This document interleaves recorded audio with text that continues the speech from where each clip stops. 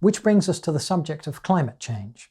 So first, let's differentiate the two meanings of climate change.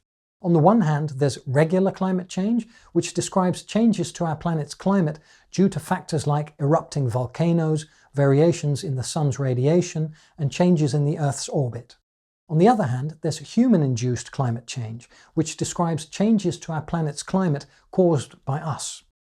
Now, one of the reasons that this human-induced climate change can be difficult to grasp is that it's a process involving multiple interacting systems, including the atmosphere, oceans, ice sheets, ecosystems, living organisms, and human societies.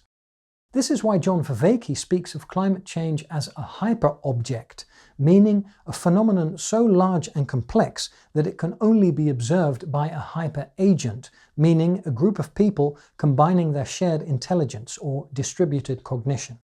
In the following clip, John further explains.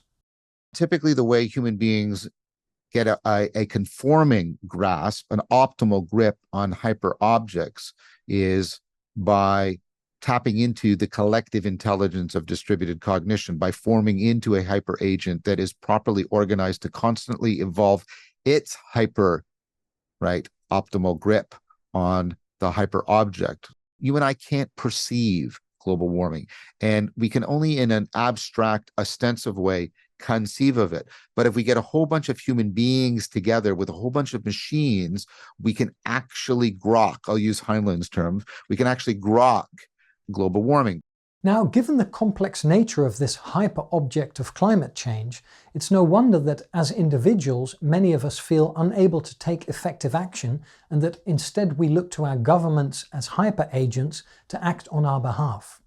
In this next clip, researcher Gail Hochachka, who is specialized in the human dimensions of climate change, explains further. First, I just want to point out that the tension between individual versus systems change is a really pervasive tension, and especially when it comes to something like climate change, because climate change is distant and it's literally global and it's quite psychologically abstract for people. So it's easy to feel that individually I don't make a difference. That's for the government to try and tackle, not me. There can be this sort of caving of your individual agency for collective responses, or in the face of what seem like systems responses. So there is that tension, and there is a truth to it. No individual alone can tackle this issue. So there needs to be a systems response. And at the same time, how did climate change come about? It came about through millions of individuals acting in certain ways. So yes, your actions count, and we also need systems intervention. So it's a radical both and.